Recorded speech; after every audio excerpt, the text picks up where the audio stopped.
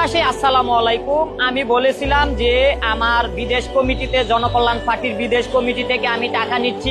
আজকে পর্যন্ত আমি 12,000 টাকা পাইছি। আমি বলছি 10,000 হওয়ার পর আমি আবার জনগণকে জানাবো। 12,000 টাকার মধ্যে 2,000 টাকা হইলো অগ্রিম, আগামী মাসেরটা দিছে, নতুন মাসেরটা। আর 10,000 টাকা হইলো 10 জন যেই লোক নিছি, এই 10 জনে 10,000 টাকা দিছে।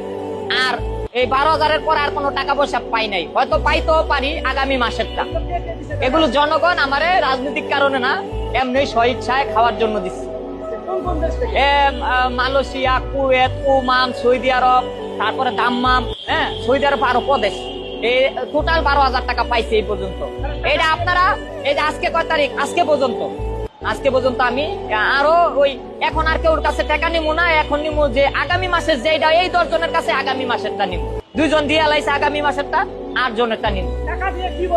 টাকা দিয়ে বলে যে তোমার কোন রাজনৈতিক স্বার্থ তোমারে দিই না, তোমারে খাওয়ার জন্য দিই। তুমি হাসিনা বিরোধী আন্দোলন করছো, তোমারে ভালো লাগে, তুমি এখন চলবা ফিরবা।